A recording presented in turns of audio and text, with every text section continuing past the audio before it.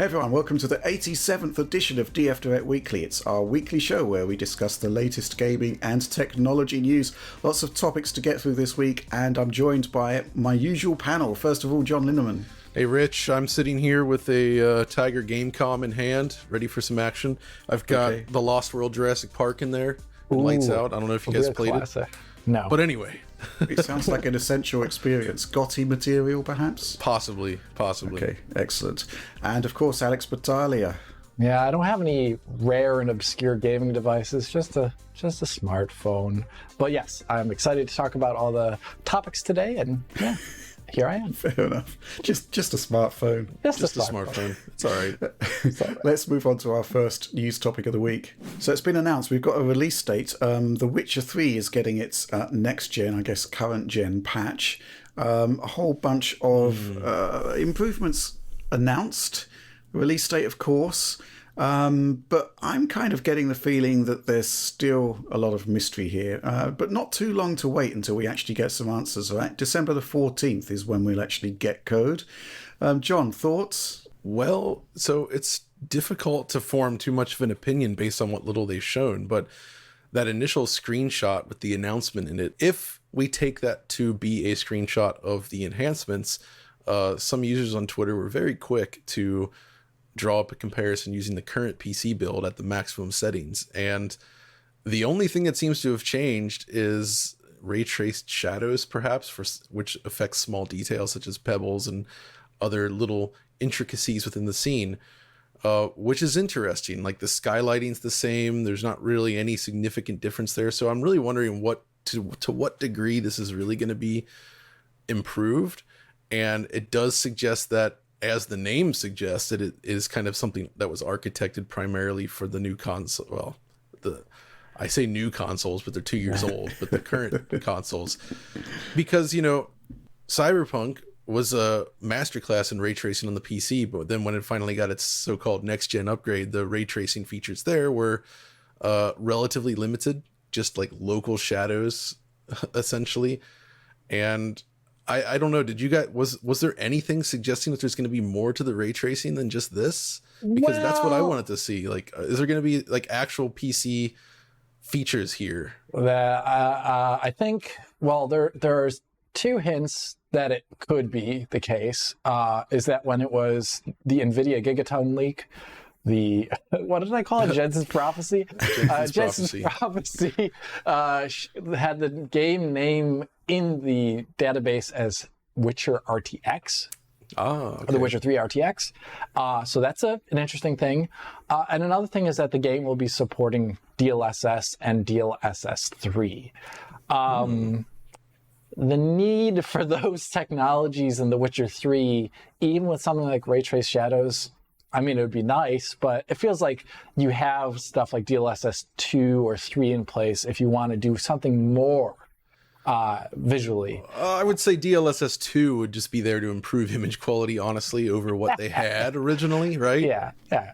This came out at the time when like TAA wasn't even completely, how do you call it, like ubiquitous. A mature technology. It was not mature. Yeah, it was not mature, and this had like very rudimentary TAA. It's kind of like a really bad version of SMAA T2X.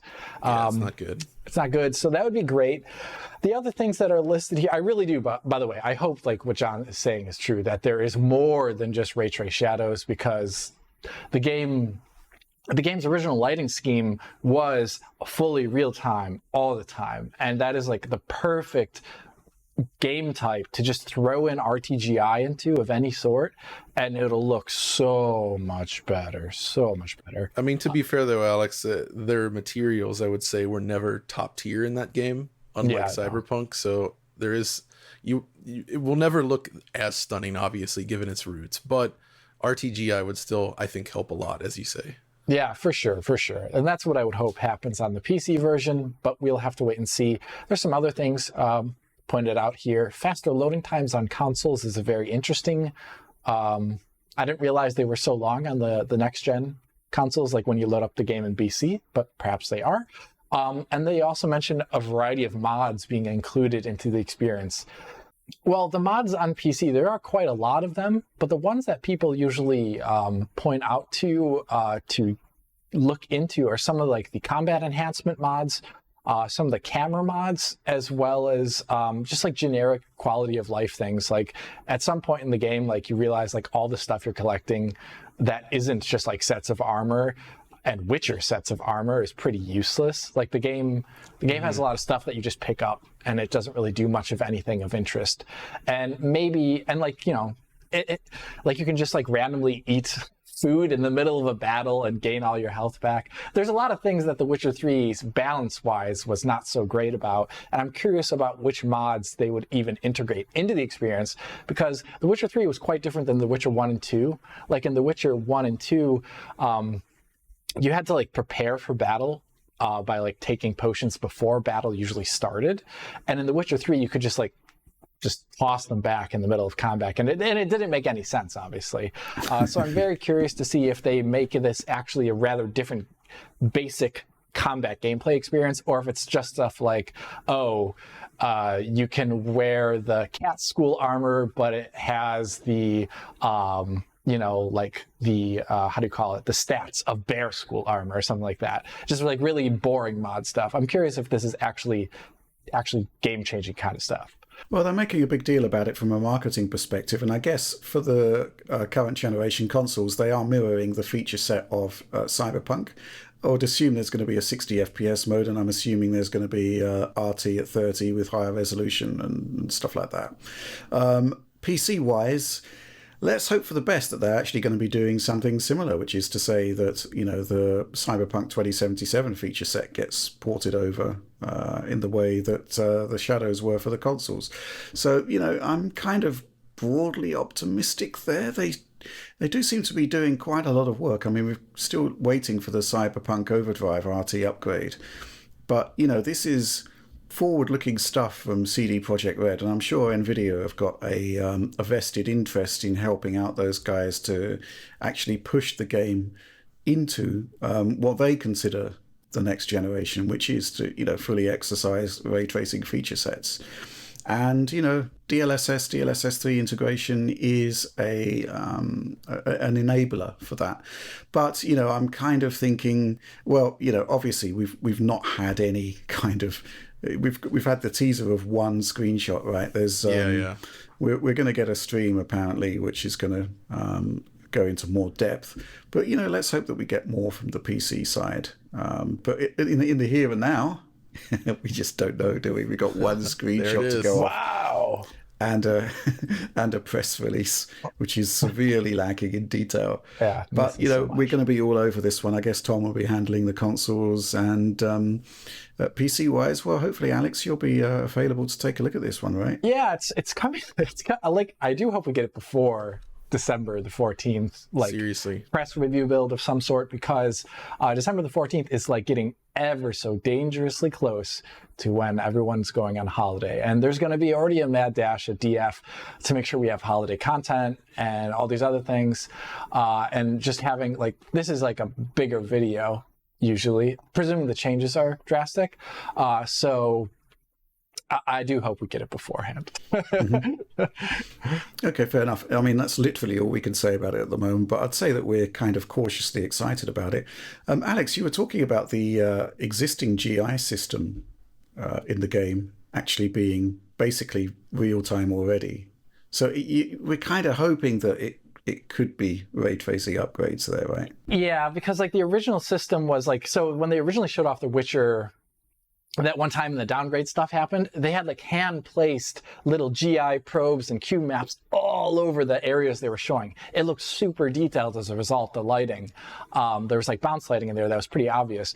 In the game, when they put it out, they would have artist-selected zones where they would place like one cube map and it would update in real time as the time of day was moving. And they'd be at very specific points in the world, like one of the gates in front of Novigrad is the name of the city, I believe. Yeah, right? Novigrad. One of the gates there. They did a presentation on this. I think it was in Polish though, so it might have been at Digital Dragons, but there was translations of it. I don't speak Polish, and they would be like specific points in the world, and so you could see a little bit of bounce light, and the armor would look better at different times of day. But that was really about it. That is such a generic base system that, for example, take a look at Crysis 2 versus Crysis 2 Remastered, about how different that looks due to the fact that Crysis 2 originally just had cube maps, and then Crysis 2 Remastered is like, sparse voxel octree global illumination. Sfogy. And how much of a big difference that makes. You could get a very similar difference between the games. I would say, though, I still maintain that time of day shifting is overrated and results in more ugly times of day than it does actually something that looks good. Yeah, and I would prefer, specifically in The Witcher, or generally? not just The Witcher, but in general. I feel like you often end up with these ugly bluish looking nights that are never great looking, that last too long. You've got the beautiful golden sunshine in the morning and the evening at sunset or sunrise, and then you have, mid-afternoon, like around noon. That's a tough lighting thing to simulate, right? Like it's tough to make that look good unless you have a really robust solution. And I don't know. I mean, I know why they do it here, but I really would, without really high-end real-time GI, I feel like pre-baked times of day tend to produce more stunning results. And that's one of the reasons why, aside from its horrendous LOD issues, I think Assassin's Creed Unity still has the most visually attractive lighting of that entire series. And once they shifted to the real-time time of day changing, it looked a lot worse in that regard. Yeah. If there's one thing I'll say about The Witcher 3 is that at least uses its time of day in the gameplay. I know, you're right, it does. There's like different monsters and stuff like that outside at night. Yeah. No, I know. I understand why they did use it. But I get exactly what you're saying. I think we've talked about this like 100 times. Yeah, it keeps coming back though. And I mean, I just see it in so many games, including the rather excellent Switch port of Arc, the new version of Arc that we just covered, Alex. Like, it's very impressive, but there's certain times of day that just don't look good. It's like, it would be better if it was just static times of day. Well, I guess not, because it's, again, sometimes it's used for gameplay, but it's usually not, I would argue. So I remember doing a time lapse for Assassin's Creed Syndicate, various spots around Victorian London, and what amused me was that in areas like Big Ben that had a clock, at night time the clock suddenly sped up more than it did during the day. Oh, that's funny. So basically it's sort of like the developer thinking, and perhaps the night isn't so good, let's get it out of the way as quickly as possible. That's awesome. Okay, let's move on to the next news topic. So good news here. Obviously, Unreal Engine 5 is going to be a dominant technology going forward in actual next generation, or dare I say it, current generation gaming. The technology has been looking absolutely spectacular in the demos that we've seen, but there's also been a number of limitations with that technology, as far-reaching as it is. And a couple of those limitations have been, stuff like foliage not being possible in the nanite sort of microgeometry system. Secondly, there have been big concerns about whether 60 frames per second titles will actually be possible on consoles. And there have been a couple of updates this week from Epic about Unreal Engine 5.1. And it, on the face of it, looks like good news on various counts, right, Alex? Yeah, so let's talk about that first one you mentioned. It was one of the things that I talked about when they initially showed off Nanite and Lumen on that PlayStation 5 demo. Back in the day, it was just like rocks. It was just like rocks. And Lots it was of like rocks. Just tons of rocks, and like, that was it. And the question was like, okay, so what about trees and grass and all these other things, which are usually done through a very different way in games? Like, usually those things aren't like real geometry. They're like masked off geometry that it's like just usually like 2D placards that then they mask off, and it says, oh, that is a leaf, even though a leaf is actually a real 3D object. So the question was always, how will they support that based upon their system of how it works? And they've introduced something called world position offset, which is like programmable software rendering of like nanite geometry, and it's used particularly, it can be used for a number of things, but the thing that they're demoing it off right with now is foliage. So that means nanite supported foliage. That means it can be used in a nanite way, which is like tons of instancing, I guess. Presumably, that's what I assume what it means. Tons of instancing, that it slots in with Lumen in a more natural fashion. You don't have to have like special setups for a lot of things, but it's still in beta because it probably has a ton of bugs. But I imagine they're going to work to get that a lot better, which this is good because it makes open world games that are targeting UE5 have like a more holistic solution for solving the foliage problem. Well, the Witcher is moving to UE5, right? Yeah, The Witcher. For its next iteration.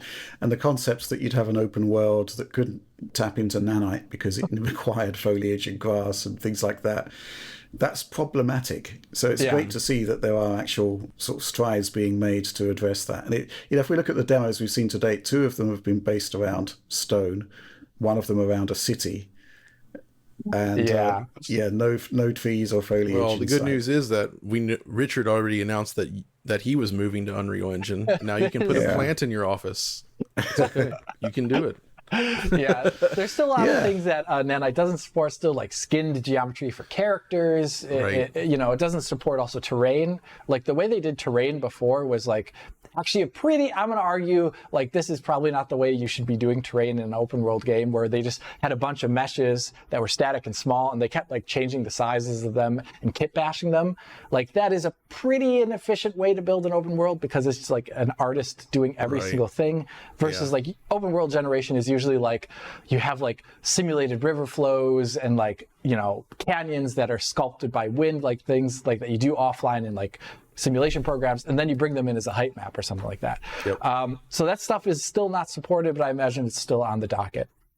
And the other thing that we should probably talk about that Rich also mentioned here too, it's in their really awesome, they have a number of change logs here, but their change log for Unreal Engine 5.1 that talks about the targeting of 60 FPS for Unreal Engine 5 on consoles is set in stone right now with the high preset that they're going to be enabling for developers, and obviously you could try it out yourself too, that adjusts the quality of things like virtual shadow maps, Lumen, and nanite itself to run better at or try and achieve 60 FPS targets on console level hardware, which means basically PS5 and Xbox Series X. And we have a pretty good sense of what that means, at least in terms of the scaling for Lumen, based upon a presentation done at SIGGRAPH. To get it running a lot better, they try and adjust the quality of Lumen reflections and Lumen's diffuse global illumination, and that is by the original preset was targeting 1080p internally on PlayStation 5 with 1/4 rays per pixel. So it's like 1/4 resolution lighting and reflections, which is pretty typical. That's like what we also saw in how do you call it? Watch Dogs, Legion's reflections. It's also what we saw in Metro Exodus Enhanced Edition on console. Those were also 1/4 ray per pixel. Pretty common thing to do on console, and it can look pretty darn good. And as we already saw in the Matrix and all these other demos, it looks pretty great.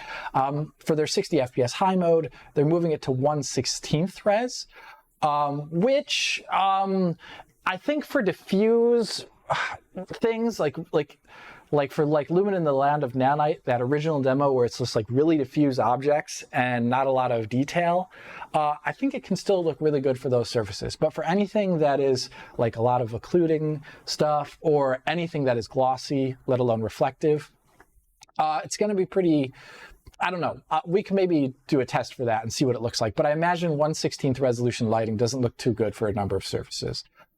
So as a part of their changelog here, they're mentioning that they still want to get it up to quote-unquote acceptable quality. So we'll see what that is in the meantime. But it could lead to a very interesting situation where the high And the epic modes here, like the 30 FPS and the 60 FPS targets, actually look pretty different, which is something we're not used to seeing in a lot of games. Like the 60 FPS mode looking really different than the 30 FPS mode of a game. Sometimes it's just like, I would say like in something like Spider-Man Remastered, it still looks really good in the 60 FPS mode, but maybe we'll be seeing like greater cutbacks in Unreal Engine 5 games. But that's all I have to report on. Yeah. That's all you've got to report after a 5-minute monologue. Yeah. Well, basically, it's basically good progress, right? It's addressing some of the key things that we wanted to see addressed, and has got to be addressed really to encompass all game types. I'm kind of curious what the implications will be for Series S. Maybe the 60 FPS side of things is just off the table, which would kind of make sense, right? Yeah. But, we just have to wait and see, really. I'm more curious less about those consoles and more about the implications for games in development right now. We're already 2 years into this cycle, right? Unreal Engine 5 projects are well underway, and we're still getting some of these potentially critical features included. They're just starting to appear, right? So I'm wondering how these teams approach this. It's like, okay, we have a game that needs a lot of foliage, or we need this or that, and we had to come up with a way to do it this way. And now suddenly the feature that you wanted arrives and you're already deep into the project. Do you rip everything out and redo it this way? Or like, I'm very curious to see how this actually impacts the people making this stuff. That's a good question, John. It is coming in. I mean, these are pretty big things, right? And they're coming in pretty late. And I guess we still don't know when the first actual UE5 game will ship, right? And that's going to be interesting to see. Yeah, it's still a long ways off because originally it was going to be Stalker, and then obviously that was delayed as they announced. And now I have no idea what the next release could even possibly be. I assume Hellblade 2 will probably be next year. Oh, that's a good point, because we've already seen a good deal about that. And they've shown that off at 30 FPS so far.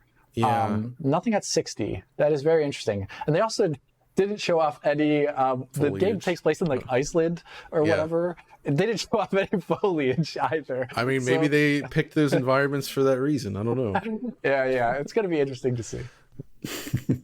Okay, fair enough. So lots going on in Epic Land, and obviously there's also going to be those fixes for shader compilation, which we've talked about so many times. Which we've talked about so many times now. I don't think we need to do it again. I mean, Rich, I do want to comment real quick on it because I've been doing a lot more PC gaming this month, and I've been feeling the brunt of it lately. Like I'm always aware of Alex's complaints, and I'll load it up and test. Be like, yeah, whatever.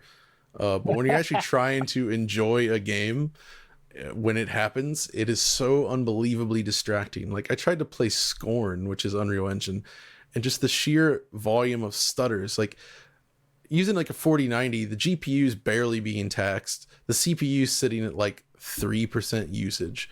You're not using much memory. Like all the resources are very low, but you get these PSO stutters and they're nasty and just all around. And due to the number of bespoke animations in this game and unique situations, at least so far, it kind of feels like you're just constantly headbutting up against these things. And for something that relies heavily on atmosphere and not something you replay, it's really damaging to the experience, and it sucks. I mean, like absolutely. We've been saying. Yeah. I mean, it basically strikes at the heart of PC gaming, as far as I'm concerned, because ultimately, you shouldn't be having like split-second stutters. Nope. And it doesn't matter how good the graphics look, right? Nope. The worst looking game can have them. I mean, the smoking gun, when thankfully it has been fixed, but the smoking gun was the beginning of the Sackboy review that Alex did, where, you had all of these nice iterative extras on the PC side, and it made it, it didn't help. The PlayStation version just looked better simply by virtue of the fact that it moved smoothly. It's not a big ask, is it? It's not a big ask here.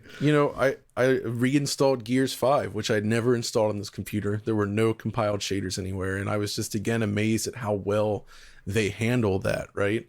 That's one of the few Unreal Engine 4 games I've played where it just works super well. It's very smooth. I was scratching at 8K resolutions as well and still getting like around 60 FPS on this thing. 120 is a cakewalk. The game is so well optimized, so they really did some amazing work that very few other Unreal Engine 4 games have ever come close to offering. I hope they continue that as well. The one thing I want to mention regarding PSO compilation stuff and Unreal Engine 5.1 is that they did, as part of their post here, their changelog post, they mention it very explicitly, and there's a good paragraph about it. And they mentioned that the idea is that it'll be done automatically on background threads now, and it doesn't necessarily require the manual process of QA playing through the game. So you can just export a game, and it'll do it automatically on background threads. But one thing is that they say it'll do that, and it'll do it at the moment when it is loaded into memory and not when it's displayed on screen. So it should hopefully prevent stutters. But it doesn't say it won't. It will prevent stutters because it still requires manual markup. It requires manual markup for objects. For example, if an object is loaded at the same time as it's displayed, which is wholly possible, by the way, that's like totally a thing that can happen, it'll cause a PSO stutter, because that object needs to be manually marked up as displaying late. It needs to be said, oh, don't display it, and instead asynchronously have the stutter not load. Have them not be one and the same thing. And I'm really afraid that we're going to see kind of just like, I'm going to use a bad word here, half-assed implementations where, yeah, the game doesn't stutter that much, but it still stutters. I'm a little worried about that. I don't like the idea because, as we've already seen with Unreal Engine 4, anything that requires manual work does definitely not guarantee that it's going to be done for a lot of games. So yeah, another thing they also mentioned is that you can use the existing system. You can combine like a manually set up cache that is done by QA and combine it with the asynchronous stuff, which is probably the best situation in the end, where that's how I hope developers would do it, where like, as you're loading up the game the first time, a bunch of them are chewed in the background, and as you're playing the game, asynchronously done on threads. That's the way Spider-Man does it, and I think that's pretty great. So we'll see. We'll just have to see. Well, I think we're going to need to keep raising awareness, because this concept of having QA collecting them, it obviously isn't happening on a ton of titles, right? Huge ton of titles. Yeah. So, and it is the case, just to stress, this doesn't happen on console because it's all taken care of. It's a fixed platform. Those shaders will be, the same from machine to machine. But on PC, it's a completely different story. And as we've pointed out in the past, even though there are solutions incoming, it's going to be down to the developers to actually go back to patch older titles. And I think you raised this as a point, Alex, which is that we're looking potentially at a few years worth of games, a black spot in the PC library where games don't do this. They don't get patched to do it. And basically you're left with poor legacy versions of the games that will be persisting long beyond the console versions even, potentially. Oh my gosh, that is the truth of the matter, though. Yeah, not great. But there it is. But, certainly promising signs that Epic have seen the problem and are addressing it. But it's not seemingly the complete cure, but certainly big progress, right? Let's move on to the next news topic. So this week, it's been the case that we had the reviews drop for the RTX 4080. Mine went out there. Everybody's went out there, basically. And we had... I don't know. It's kind of curious, really. Going into this one, everybody knew that the pricing was going to be off on this, unless there was some kind of massive performance win that we weren't previously aware of. There wasn't a massive performance win. It turned out to be closer to RTX 3090 Ti than it was to 4090. And I think the big surprise from my perspective was that the 4090 in RT workloads proved to be far more capable than the pricing suggested. So that was not great. However, we do now have news, rumours really, but I suspect they're close to the truth, that the RTX 4080 12GB, the unlaunched quote-unquote card, is going to be launching now in early January, might well be renamed to the 4070 Ti, which would make sense. And assuming there's going to be a price cut from its mooted $899, this card starts to make a bit more sense. I don't know what you think, Alex. It makes more sense based on the thing that we were just talking about right before we started recording, is that you mentioned that like DLSS 3 in its current state, just got an update, by the way, that is kind of not so useful on the 4090 at least, because you're already at 4K 120 FPS and with mostly everything cranked with the normal DLSS 2 in quality mode. And that's pretty much the sweet spot to be in any game anyway, so why even use DLSS 3? But for something like the 4070 Ti, whatever it's going to be called, as you go down the stack, it becomes more and more useful because all of a sudden you can turn everything up to those 4090-like settings and still get a really good experience in terms of frame rate and input latency with DLSS 3. So it becomes much more compelling down the stack. But the thing that I'm still totally unhappy with is that just this like the generic, I don't know, like if it's not going to be $899. Let's just say it's $799. That is quite a price hike versus whatever the 3070 Ti was before, let alone the 3070. And it implies as well too that 70 tier cards are 12 gigabytes of RAM, and the 4080 was 16 gigs. And then that means the 4060 will be 12 or 8. 4060, I think we could assume would likely be a 3070 successor. The question is really how price versus performance is going to scale down the stack. I think the thing that I'm kind of now, I mean, first of all, something that I didn't mention in the review, and I think we do need to stress this, is that the cost of making these things has gone up, right? So the concept that you're going to get, like the same kind of generational increases, price versus performance in the past, it's not happening, right? It's not happening on AMD. It's not happening with NVIDIA. It's not happening, certainly more so with NVIDIA based on these prices for the 4080, which is kind of crazy for what we got. But the fact is that we are in really choppy waters economically on two fronts. First of all, 5 nanometer or 4 nanometer. The wafers are expensive. The production process is much more expensive. We know this is the case. We've been flagging it for 2 years now based on Microsoft's comments about why they made the Series S. They made the Series S because making these chips is more expensive. They don't think they can price reduce the Series X. And that's why we had Series S. So we can't have the same kind of generational leaps that we've had in the past to the same degree. And then what I don't think anybody was able to predict was COVID and basically the massive leap in inflation we've had as a result of all of this extra money that was pumped into the economy. So again, that's another pressure that we've had. So look, I'm not expecting the same kind of generational leaps, price versus performance that we've had in the past, right? Because feasibly, it can't be done. Right, but what I didn't expect was the 4080 16 gig to offer the performance it did for the price it did, and they have been upstaged by AMD, assuming AMD's performance claims come to pass. However, looking at the 4070 Ti, assuming it is a 4070 Ti, based on the numbers NVIDIA put out, it's about 20% faster than a 3080. You're going to get DLSS 3. And, it's going to be hopefully $799 versus $699. You get 2 extra gigs of RAM, which is starting to become more crucial at the moment. So if you've got a 3080, it doesn't make sense to buy this. But let's say you've got a 2080 or 2070. I'm going to be interested to see if there are better deals to be had. That's the point I think I'm going to be making.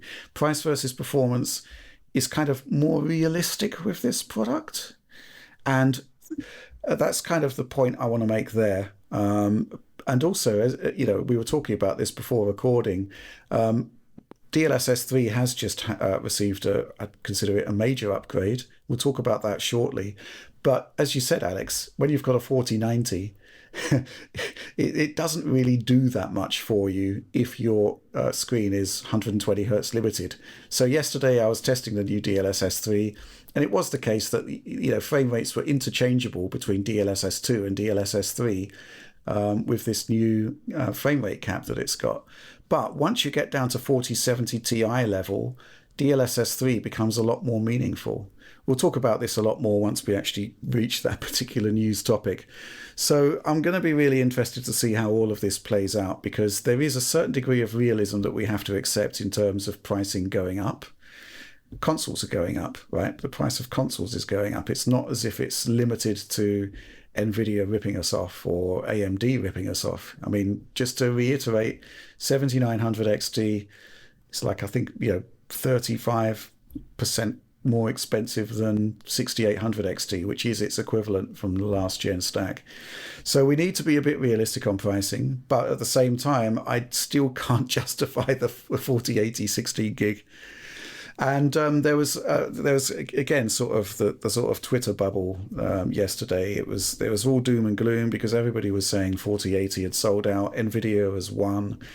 Certainly not in the UK. I can get a 4080 easily days on from launch. I looked at Newegg on the US side of things. A few sold out stickers there, but you can still buy a 4080. So, it's all to play for, I think, in terms of that particular segment. I'm curious if, as a result of what we're going to see, if the 4070 Ti is priced in a much more reasonable fashion, like you're saying there, Rich, and then you have like 4090, totally bizarre, reasonably priced over its, like gen on gen. Then you have 4080 not reasonably priced. Then you have 4070 Ti more reasonably priced. And then you have this like skipping of like 4090 is fine, 4070 Ti is fine, maybe 4060 is not fine, and maybe 4050 is fine, like where they kind of make you want to go up to the next level based upon the price performance thing.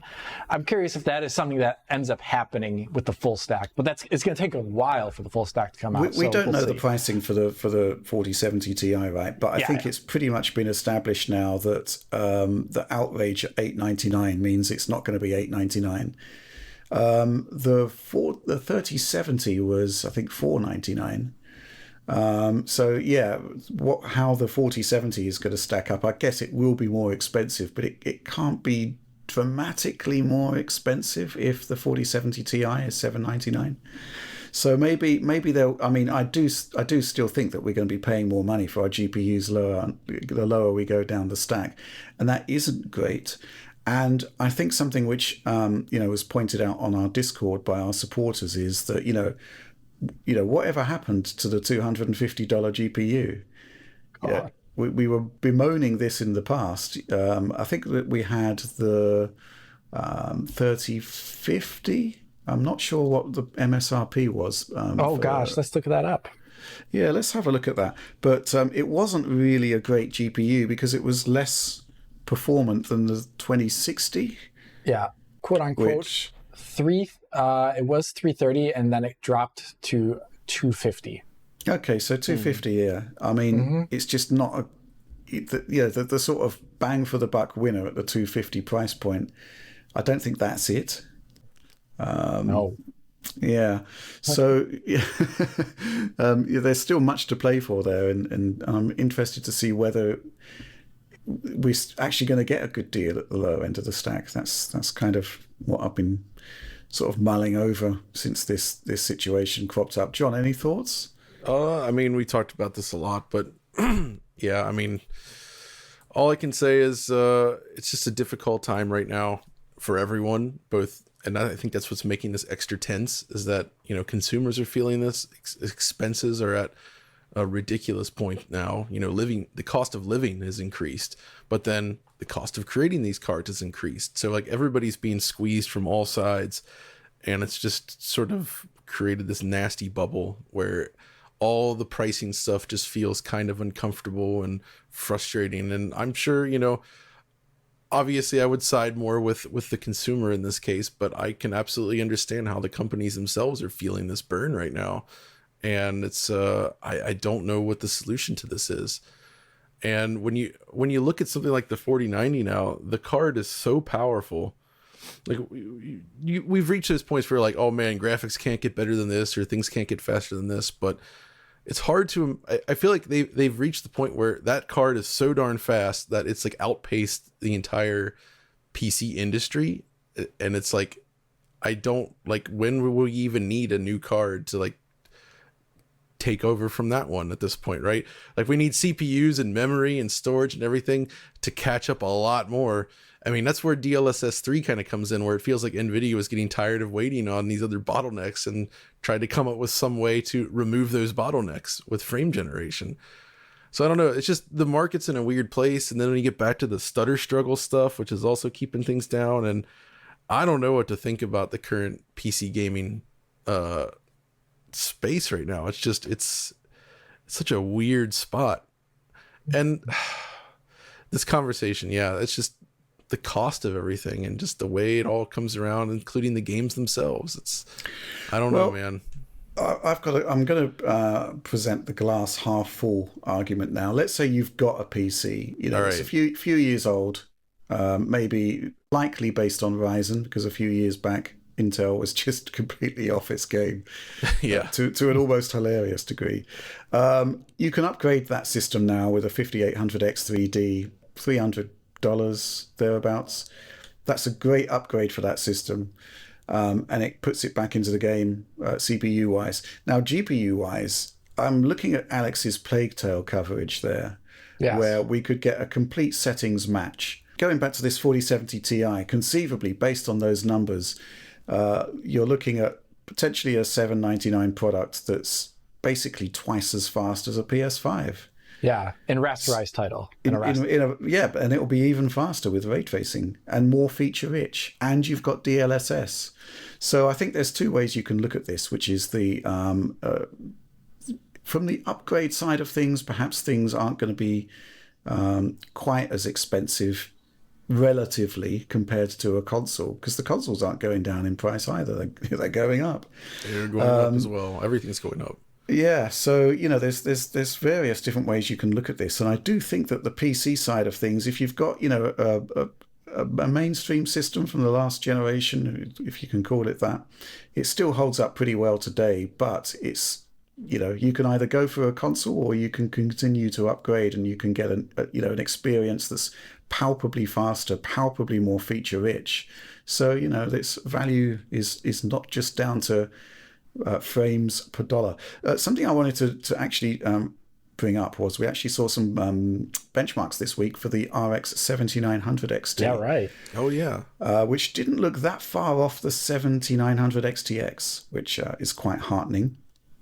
However, something which was quite alarming was this use of the phrase up to 1.6 times performance, which is, on the face of it, a massive asterisk to add to that, because it's basically saying, up to this, it could, that could mean anything. It could be maybe, split second performance here is better. Is this where they also showed like up to 100 and something FPS, and you're like, well, what does that mean? I actually got in contact with AMD to say, can you clarify this? What does it actually mean? Their explanation is simply that up to is because your CPU may not be fast enough to drive a GPU this fast, which actually makes a lot of sense based on what we're seeing with 4090, where, that was quite interesting to see the performance differentials between 4080 and 4090 in raster performance were like 30%, but I actually think the 30% is being capped by the speed of today's CPUs.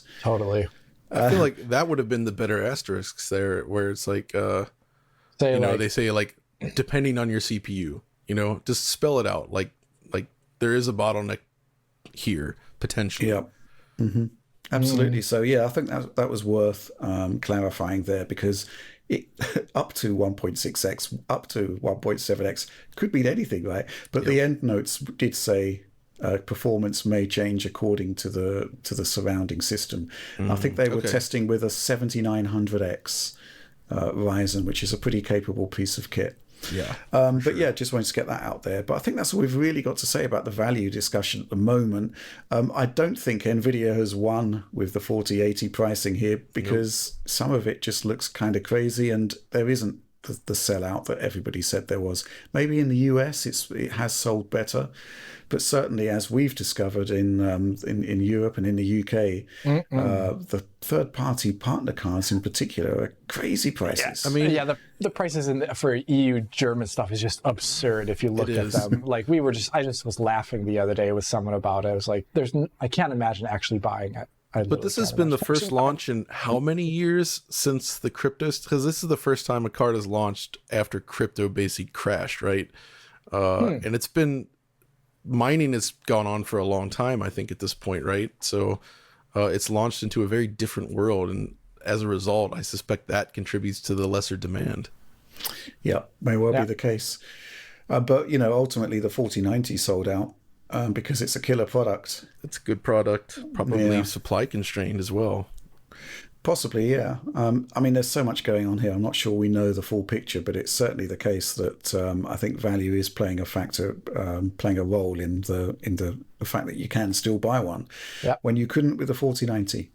But I think that's all we've really got to say about this one at the moment. And let's move on to the next news topic. We're not going to discuss this one for too long. It's basically a tip of the hat to Gamers Nexus for actually doing the legwork and coming up with plausible hypotheses and theories that are proven out that actually demonstrate why the 12-volt power connector on the 4090 is melting in some scenarios. Now, we had a lot of questions about this from supporters saying, what do you think, etc., etc. This is quite difficult because this isn't our area of technical competence, right? So anything that we do say is basically, beyond reporting what we've seen on Reddit primarily, is just theory crafting, and we don't really have anything meaningful to add. Just creates noise, right? But at the same time, it seems to be the case that people in the audience kind of want their pound of flesh from NVIDIA and want us to be piling in on them. That's kind of not how it works. Gamers Nexus, I think they deserve a tip of the hat simply because they've done the legwork. They've managed to reproduce the scenarios that actually cause this connector to melt. They've quantifiably identified plausible failure rates. I think they're mentioning 0.1% there. And also scenarios that cause the connector to melt, and are offering strong advice to users on things to check to make sure it doesn't happen to their GPU. So, kudos to Steve and his team there. Anything to add on that one, Alex? No, I just really like the reporting. It's two super long videos in a row, because they did one before. Yeah, where they were looking into it. They were just trying to get their heads around it, and they couldn't reproduce it. And that was the point of that video. It's what's going on? We're not seeing the full picture, is what they wanted to say with that one. And then they invested even more time into it to get a better and fuller picture, and pointing out exactly what the issue is and essentially how you could remedy it. And I think the one comment I would have about what should be done is that I do think it is extremely low reproduction rate based upon what they said, to the point where I'm pretty sure my coffee maker has a worse explosion rate than this product, perhaps higher than 0.1%. Well, let's say I've replaced a coffee maker a couple times in my life, to say the least. The one thing that I want to point out, though, is that doesn't make it acceptable, of course. The point is, I think that with a lot of electronics that users are required to install themselves, graphics cards included, they need to be dumb person proof. And that requires not allowing, improperly nested connections to power on. I've seen GPUs in the past that I really like. I think it's ASUS's GPUs, where they actually have a bright light indicator whether or not the connection is good. It's it goes from red to white, things like that. And not just a tactile snap or something like that, because that could mean a lot of things. So I actually think this is a good lesson learned for companies about how you should maybe make connectors and things like that to be even more. I think it's worth stressing that we aren't saying this isn't a problem, and it doesn't. That's right. We're not denying its existence, because it clearly exists. The issue is that we aren't best placed to explain why this is happening. Whereas Steve and his team at Gamers Nexus, they've got the technical background to actually, put together theories bring in the correct experts to properly analyze what's happening. They did, they crowdsourced adapters. They had they tested a bunch of adapters, which none of the other sites did, and they actually made things melt on the connector, which, to the best of my knowledge, all of the people piling in with their takes weren't able to actually produce a failure. So yeah, that's kind of like the difference between I'd say opinion and informed opinion. Anything to add to that, John? You saw the video, right? Yeah, I was super impressed with the work that they did, to the point where it almost feels like it's the type of internal testing that NVIDIA engineers would be doing on it as well. Likely, right? They're pulling out all the stops to really examine where the point of failure was. My kind of conclusion from that really is, though, that connector needs work. It's more like a PCIe standard issue, right? Absolutely. It needs to be more positively seated. That's the sort of, the click needs to be a proper click, basically.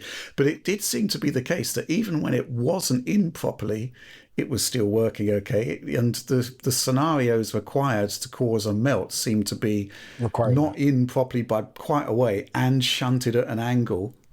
For sure. It seems difficult to reproduce, but it's still the fact that you could reproduce it at all. I don't know. It seems like the connector itself just needs a little bit more design work. And I think I saw something about that connector being slightly modified already, or they presented some future plans for some additional safeguards and changes to the way the connector is designed. So we'll see if that actually changes. I'm sure, given the publicity around this, even though it's not really a huge issue necessarily, as long as you're cautious, I'm sure AMD's feeling pretty good about using that old connector style. Yeah, tried and tested, right? But they aren't pulling in massive amounts of power for these GPUs. They don't comparatively. No, exactly. Yeah. So yeah, interesting stuff. Okay, good stuff. Let's move on to the next news topic. This one's really good news, actually. When we produced our coverage of DLSS 3, obviously it's a first-generation take on a new form of reconstruction, temporal rather than spatial. It was always going to have teething problems. Still has some, but one of the major ones has actually been, I'd say, comprehensively addressed. And part of that was, it still doesn't officially support vsync, and I can kind of understand why. But at least now, you have G-Sync support that is actually what we would consider proper G-Sync support, right, Alex? Yeah. So the problem before was that they didn't want you to have full G-Sync support, which includes vsync, because otherwise, if you just turn on G-Sync, and the frame rate goes above the refresh rate of the monitor, you just see full screen tearing. And that is not a good experience. It is not the quote unquote G-Sync experience that I expect. And so you didn't get that with DLSS 3. So if you did turn on vsync with G-Sync, it would cap the frame rate at your refresh rate, but then it would introduce tons of input latency, huge amounts in comparison to what it did without.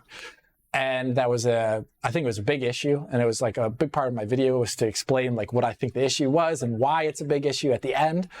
And Rich did a little bit of testing here. I'm also going to mention my Miles Morales coverage, which I hope is out by the time this video hits live. It will be. I'm almost done with it. But is that now when you turn on vsync in the driver, while you have G-Sync enabled, Reflex is actually working the way it's supposed to. It caps the frame rate a little bit below your refresh rate, which I think at 120 hertz is like 116, Rich? Yeah.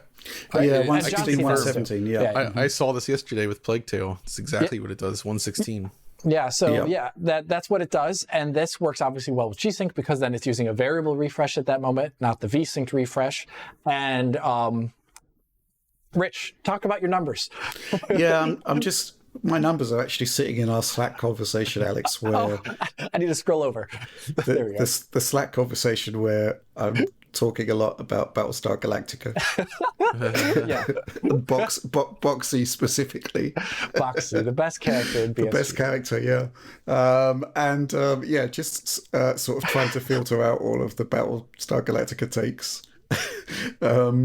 Yeah, interesting stuff here, which is that basically, if you have, as we have, 120 hertz 4K screens, frame rate is kind of capped to 116 frames per second, so it keeps it within the VRR window. Doesn't hit the sort of vsync hard limit, which adds all of this extra unwelcome latency. Plague Tale seemed to be about 40 millisecond lag when it hit that limit. Yeah. Which is not bad at all, I don't think. I mean, it is higher than just running with DLSS 2. It's about an extra, I don't know, 15 to 20 milliseconds there, based on what I saw, which isn't it isn't a game-breaking experience. But bearing in mind that with this game, you're probably more likely just to stick to DLSS 2 on a 4090. It's more the case of what it conceivably means for lower-end GPUs.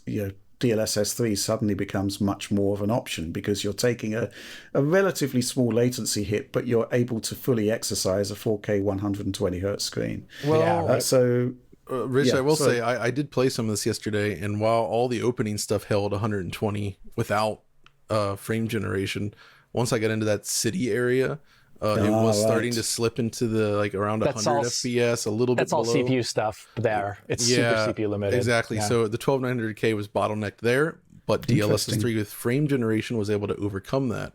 Yeah, you're right, Alex, because the GPU usage never really went over 60%. No, not at all. But the CPU kind of hit its limit. But with frame generation, it actually solved that entirely. And with Reflex, it just bounced right back up to 116. And it didn't feel that demonstrably different. And in a game specifically like that, it's not about fast aiming anyway. It ended up making a slightly better experience. And obviously this will be even more true with lower end cards. Yeah, absolutely. I can actually see that's actually a really interesting point there, which is that in this scenario, with that GPU, frame generation is actually giving you consistency. Although I'd say that 100 FPS Yeah, isn't. it's fine with vsync. It's not, still.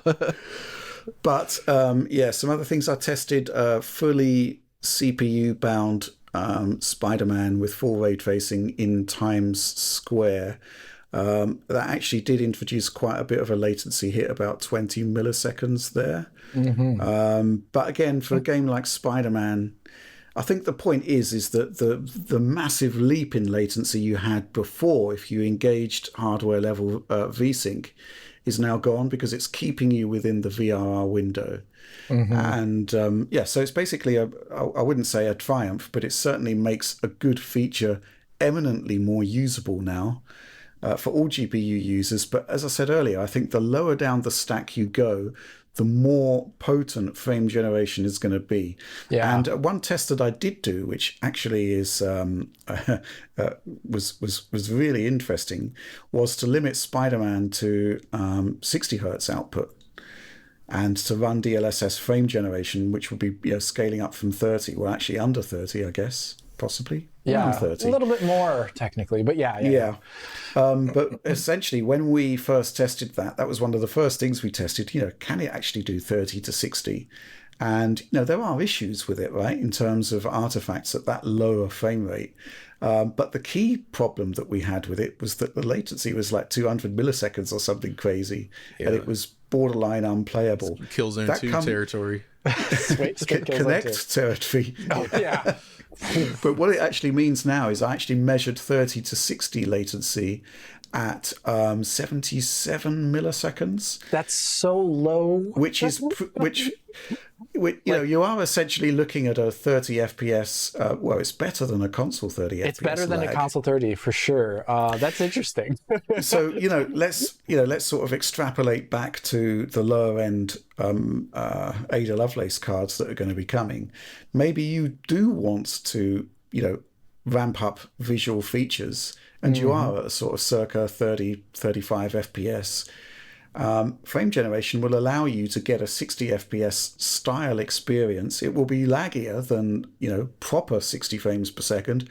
But let's say you've got a 4050. Are you going to be playing at 30, or are you going to be playing at generated 60?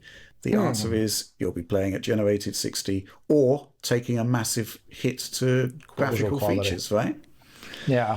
So, yeah, good stuff, I think.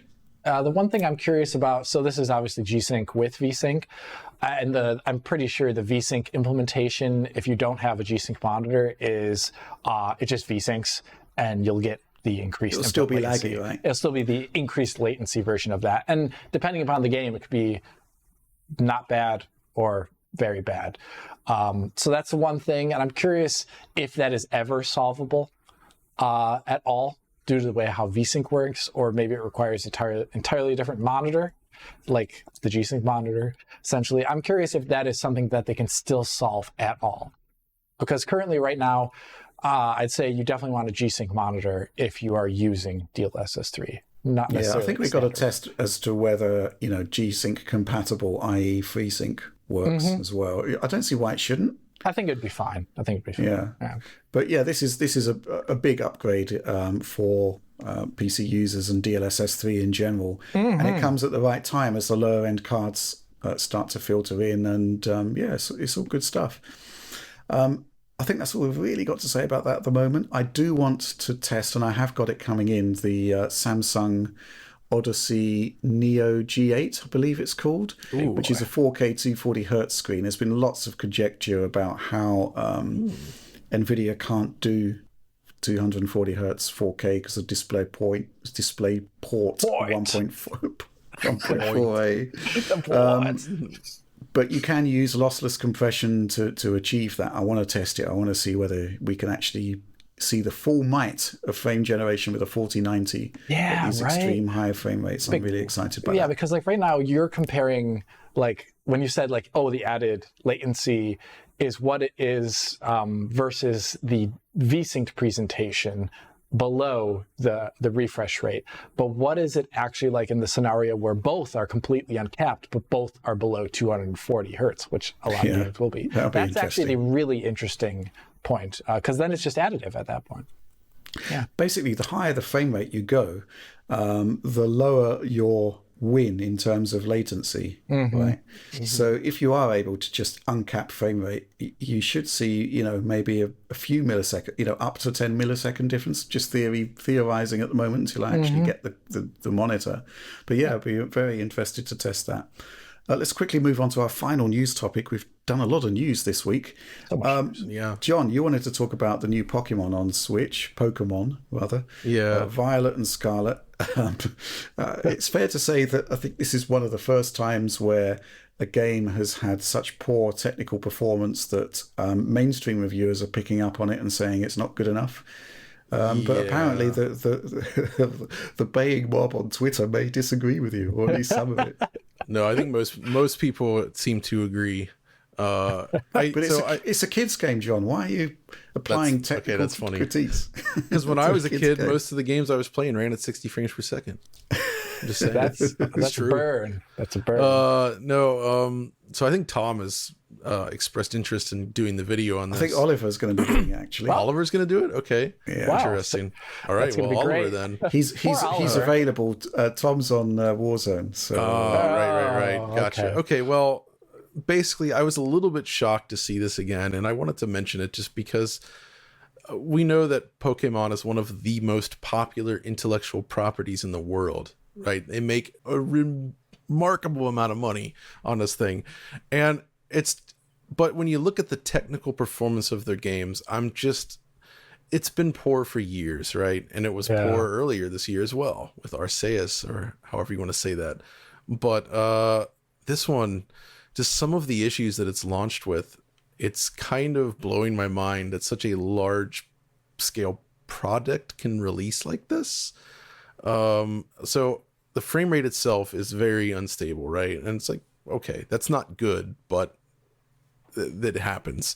But there's so many visual bugs. There's issues with transitions, cameras clipping through the world, things falling out of the world. You'll see stuff like completely disappear, unload, then reload right in front of your eyes. They use like time slicing on animation, like very aggressively. Like you'll be running around, you've got like Pokemon or other characters right next to you while running across the map, and sometimes they'll appear to update at like 5 or 10 FPS versus your character. It just looks sloppy and ugly, and just the design of the world. I mean, technically speaking, aside from the use of normal maps and shadow maps and some shader stuff, it really looks like a game that's technically from like 2001. Yeah, it's pretty right? rough. But with even worse performance than you'd expect. But 20-year-old game. 19-year-old game. But John's got some comparisons. So the problem here, though, is I don't think the visual style is bad, and it can look nice at times, but this just feels like another case where they architected the game wrong. The visual style and the performance doesn't match where it should be, and it's just baffling. And thinking about it more and more, I get this feeling that what we're seeing is the result of Game Freak, the actual developer, being pushed to their absolute limits by the Pokemon company that is clearly demanding too many games too quickly, and they just don't have the engineering capabilities to make this work. Like, it's insane that they're actually able to build all these games in the time frame that they're doing here, right? Like, they're on like a Madden schedule almost, possibly worse this year. I feel for them. I suspect if you investigated Game Freak, you'd see some pretty nasty crunch going on. I don't know that for sure, but that's the sense I get. This is a game that feels like it's shipped and it's just not ready. But people love it because the gameplay is quite solid. It does evolve the formula in some interesting ways, including battles that take place directly on the map, but you can definitely see the knock-on effect of that as well.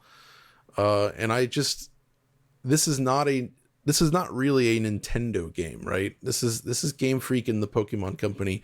Nintendo's involved, but it's not really a Nintendo game, and it really shows the difference between Nintendo's own first-party efforts versus what Game Freak can accomplish. And I'm just surprised that we haven't seen another team or somebody step in to like aid these guys. Like, with the number of Pokemon games they pump out, it almost feels like it would behoove them to have a dedicated tech team, right? Like a tech center that all they do is work on their engine and maintaining the tools and the pipelines for the developers actually making the games, trying to improve efficiency and quality and just, but it seems like they're just not there. And I'm legit shocked. Like, this is after I covered the Sonic Frontiers port on Switch, which I thought was pretty bad, but it's better than this, I would say. And this is a game that's only launching on Switch.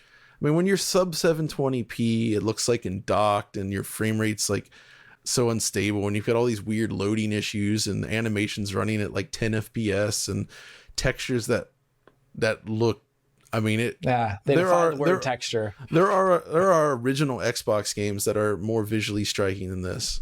And yes, the scale is fairly large, but I don't really think that's an excuse in this case. I don't know, just some of the decisions they make, it's super disappointing to see that they're able to do this. And it's so out of step with, like, Nintendo themselves, I always feel is a shining example of accomplishing amazing feats on relatively meager hardware. They are perfectly capable of, like, they find this visual target that's the exact right fit for the hardware they're building, and then they try to make that as performant as possible, and you usually end up with something that feels super polished and solid. And that's just not what you get with Pokemon. And yeah, it's just, people have been saying it for a while, and it's just, I really thought this one might break the trend since some of the original trailers looked kind of nice, but it does not. Well, that's a nice way to end the news section this week. Bit of a bummer. Yeah. But yeah, I mean, I've just seen some clips on Twitter. I haven't seen anything about the game beyond that, but I am looking forward to our coverage. But certainly, yeah, I think the thing to bear in mind, it's a point you really made well there, John, which is that Nintendo is kind of like the home of technical competence, you know, in terms of what they're able to extract from the Switch. It's quite remarkable. So to see those standards not being applied to, you know, such a huge franchise, it's disappointing. Let's move on to our final part of the show. It's a supporter Q&A. This is where every week we put out a call to questions on our call for questions to our supporters on our Patreon, and we get a bunch of really interesting stuff every week. We choose some of the best, never have time to do all of them, but let's get going. This one from Tagan86. Why do we never see anisotropic filtering settings above 16 times? Shouldn't a setting above 16 increase image quality? Alex, What do you think of this? Because I personally can't really tell the difference between 8 and 16 times. 8 and 16 requires like a very flat texture pretty far into the distance. The reason why you don't see it is because anisotropic filtering is a hardware feature generically. So the hardware supports different modes, and there's like interpolation modes. It's like that's not the real texture there. And that's what it's doing. And they're relying on those hardware modes to keep anisotropic filtering fast. And it supports up to 16x. It's the same reason why in the past, when there was 2, 4, 8, X, MSAA, and then rarer modes depending upon your hardware for like CSAA, It's that reason. You could do 32x in like a separate shader or something like that, or you could do some other sort of way to do that, but I don't think it would be worth the performance costs at all. And if you want the equivalent of higher anisotropic filtering, downsample, which will give you higher anisotropic filtering quality. So I think that's interesting because the port of Doom 64 from Night Dive is a perfect example of this in action, not with anisotropic filtering specifically, but texture filtering, right? Where they implemented that tri-point texture filtering that the N64 does in hardware in a shader. And it's because, graphics cards don't natively support that method of filtering their textures. So they ended up doing what is effectively lower quality texture filtering on purpose, because it's how the art was designed, using a technique that technically requires more hardware power. And that's what more probably. Yeah. So that's what we'd see with this. If you're doing 32x, you probably wouldn't be able to see the difference, and it would cost a lot more for that intangible difference. So yeah, super intangible. There's no it's reason not to do worth it. Yeah. Definitely. 64x, it's the future. 124 AF, yeah. Next question from Tortoise. In a couple of Alex's videos, the Ryzen 5 3600 was used as the closest substitute to the PlayStation 5 CPU due to only 6.5 of the PS5 cores being available to games. Why are only 6.5 out of 8 PS5 cores available, while PC can utilize its CPU to the full extent? One would assume that overhead of the PS5 OS should be less, not more demanding than the full desktop class OS of Windows, and that the PlayStation 5 would provide better hardware utilization. I guess I could answer this one. I think it's about quality of service. Basically, the operating system on PlayStation 5 is given these resources. So, it's always consistent performance. It always works. Secondly, I believe that apps can stay in memory, resident in memory, and resident, working on the CPU simultaneously with titles. Basically, an OS overhead is there for a whole bunch of reasons that it's not on a PC. But Alex, what does happen on PC? Basically, the OS sort of drops into a kind of background mode, right? Yeah, when it's not the active app on screen.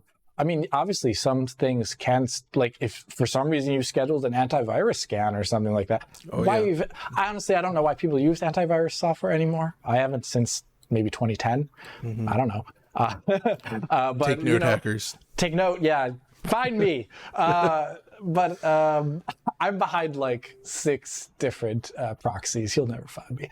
But as a joke. But seriously, the OS is not doing much actually when you're gaming in the background. You can see that just by looking at generic utilization of your hardware using RTSS, or if you wanted running Task Manager in a windowed mode as well. You'll see that when the hardware, when you're not doing too much with an OS, it's actually not doing too much to your CPU. And that's one of the reasons on PC. But back in the day, actually, back in the day means maybe Windows 7, they introduced, or was it Windows 8? They introduced game mode for a certain period of time. You could toggle that. And the game mode, at least the original implementation of game mode, did what a console does. It would purposely sector off 2 CPU cores, 2 CPU threads. I don't know, maybe it could have been logical threads. And it would say game has no longer access to that. And those are only used for CPU stuff, for Windows stuff. So you could have actually labbed that similar behavior back with the old version of game mode. I actually don't know if game mode really exists in the current state, that it does that anymore. I actually don't think it does. I would maybe have to test that, which would be cool to test. But that's also the reason why. And in general, I use that CPU because it's also a great price performance thing. And I talked about that in the Gotham Knight video, where I said, like, this was the price performance leader for a while and everyone bought one. It's such a popular CPU if you just look at YouTube comments under our videos. So that's also another reason why I use it in there. It's not just the near equivalence for a couple of things. But we are finding its limits. Yeah, we totally are. Spider-Man Remastered, it's better than Miles Morales. I'll talk about that in the video I made. I don't know. And also, what was another game where that was it. It was Call of Duty Black Ops 7? I don't know. The Cold War. There's been so many of them. Cold War, that's what it was. And that, on the Broken Arrow level, I think it was called, third level, second level of the game, takes place like in Vietnam or Cambodia, I don't recall, where if you have ray trace shadows on, or just ray tracing in general there, the game will definitely probably drop below 60 FPS on Ryzen 5 3600. And conveniently, it's the only level in the game where they turn off ray tracing on console. Yeah, I think that's Fractured Jaw. Fractured Jaw, sorry, yeah. I'm thinking of, like Guns of Navajo, like all these names, or whatever. It's Neverone, Guns of Neverone. Yeah. That's an interesting CPU, but I don't know. Maybe in the future, if I did have access to different CPUs, because I have a limit here, maybe I would replace it with something else for the mid-range test spec at some point. We'll see. Absolutely. Just one thing before we move on there. There's also allocated memory to the OS as well on the consoles. Right, yeah. I mean, this is the data from launch. It might have changed, but you get 12.5 gigs of available memory on PlayStation 5. I think it's something like 13.5 or 13 on Xbox Series. And also, I think the thing that surprises me about the 6.5 cores, again, that's launch information that might have changed, is that that's a lot of CPU resources for a Zen processor, a Zen 2 processor, to be doing essentially the OS and background tasks, which surprises me. And Microsoft, again, they kind of pared that back because they didn't think they needed it. So it was just one core and 2 threads that are reserved for background tasks on Xbox Series. That could also have perhaps due to, this is just theory, this is nothing proven. It's just, PlayStation 5 uses Smart Shift, and maybe if another CPU part of that core was used for games, and it was, like a really hardcore game was actually utilizing that CPU quite a bit, maybe it would lead to less stable GPU clocks as a result. That's just another thing. Good point. Because they have different power concerns on PlayStation 5. I mean, I'm pretty sure this is just literally console versus PC, where on PC they let you it's up to you. But on the console, they want to guarantee a minimum level of performance for the OS tasks, especially because you use the OS layer for a lot of things within the game, from, multiplayer stuff, voice chat, to doing all those weird tasks that they added to PS5. All this stuff is done at the OS level, and they just want to make sure it's fast, and not like, say, when they added the cross-media bar to PS3 as an accessible in-game thing, and it runs terribly. Yeah, that was and you still have to quit out of the game anyway to do anything on there. It's horrible. So yeah. And in terms of reserved memory on Xbox Series S, there was that announcement recently. They've given more memory to titles, and the way they do that is by, if you don't need certain OS level features, you can disable them and claw the memory back. It's like Vita. Mm-hmm. It is like Vita. Yeah. Absolutely, yeah. Let's move on to the next question. This one from Leftist Hominid. As the year winds down, different outlets are considering who will win their Game of the Year award. Elden Ring appears to be a frontrunner for many outlets. Do you think it's appropriate for a game, even if it's a really good game, to be given this award if it has such atrocious performance? I'm not sure it has atrocious performance. It's just subpar. It's not quite good. Super subpar. So the thing about Elden Ring is that there are ways to mitigate this if you have the right display, right? Like, Elden Ring is a front runner for me. But if I didn't have the ability to play it with VRR and basically erase those issues so that it looks completely smooth, it probably wouldn't be. I would have probably been a lot more distracted by it. So I don't think Elden Ring specifically crosses that bar necessarily, but I do think if technical performance is poor there's a certain point where once you cross over and the technical performance becomes a real issue, then yeah, it would probably detract from the overall experience. So you had a lot of fun with Elden Ring, right? Yeah, it's phenomenal. I think it's one of the best games I've played in a long time, I would say. I really, really like it. But I'm not going to deny that it has technical issues. It's just again, with a VR display on the Xbox Series X, it's very consistent for me, I would say. But not everybody has that experience, and I mean, you know, if I was stuck playing on like an Xbox One with bad frame pacing and it was just like, I probably wouldn't like it as much. It'd be harder to overlook those issues. Yeah, it's not even just bad. Isn't it like 20 FPS at some point? Oh, it's slow. It's terrible really bad on there. Yeah. It's not good. Okay, fair enough. Next question. Diego Elway asks, hello DF, I wanted to know if I was the only person worried about DLSS and even more so DLSS 3. I feel that if this tech becomes even more widely used, developers are just going to use it as the crutch it seems to already be. Will games be developed around the fact that they can depend on these techniques? Will GPU makers, especially Nvidia, stop increasing raw graphics compute performance in lieu of a more advanced AI suite? I've never not had an RTX GPU since getting back into PC gaming in 2019 and have a 4090 paired with a Ryzen 7700X currently. I still do not love the idea of DLSS in general and especially dislike the idea of DLSS 3. Only Cyberpunk has made me use the feature as I play 4K with no optimized settings. Even with cutting-edge hardware, we're still not a locked 4K 60 in AAA games. We can ill afford to leave it to AI. Wait, does this imply... To me, this reads like a question where he's like, I don't like the AI because it looks worse. But I feel like we've generally found that DLSS often looks better than just like native res. Yeah, depending on the mode, right? Yeah, but, you know, I think DLSS quality, I think, looks better often than native res.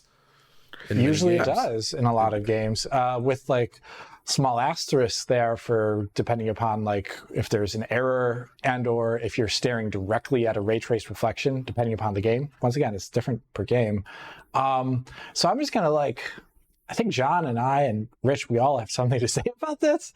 I just like, well, the thing is, why should we expect our hardware in the first place? I want to start with the last thing. Why should we expect hardware in the first place to just arbitrarily run games at 4K 60 that are AAA or whatever? It is a completely there's no guarantee of that ever, and I think it's better if they don't, because then it leaves the option for quote unquote good ultra settings where they have meaningful impact on like the visual presentation, and they're not limited by what our current, perhaps lackluster hardware can do. And if you play the game later on in the future, you have this awesome ultra settings experience a couple years later, Crisis, etc.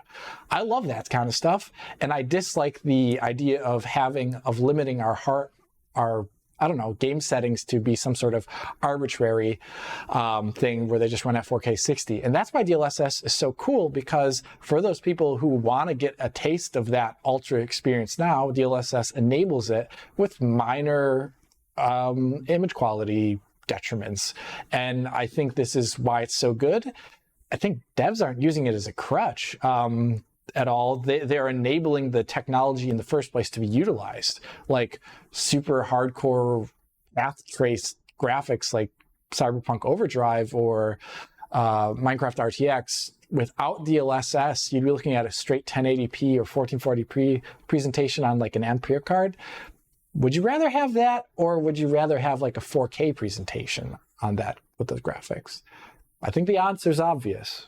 I think from my perspective, the concept that a game has to address 8 million pixels per frame is kind of limiting. And in this respect, DLSS is a liberating factor, right? It basically enables you to emphasize quality of pixels rather than quantity of pixels, and you get better looking games as a result. I'd rather play Control with RT than without RT, and the best way to enjoy the experience is with DLSS and higher frame rates, right? That's my take on it. So, yeah, I do kind of see where he's coming from, though, in that some games now, specifically Cyberpunk, if you turn on RT, it basically forces on DLSS at the same time, and you have to turn it off if you don't want it. But even so, it's still a really good looking game. It took a while to get there, I guess, to make DLSS really shine there, but I wouldn't play it without it. Thoughts on this one, John? I mean, pretty much what I said before. I'm just a little bit confused as to what they're implying here. It seems like they really don't like AI upscaling or these techniques, but they don't pinpoint why, right? I mean, the only implication I can see from this is that he thinks it looks worse. But I don't really agree with that.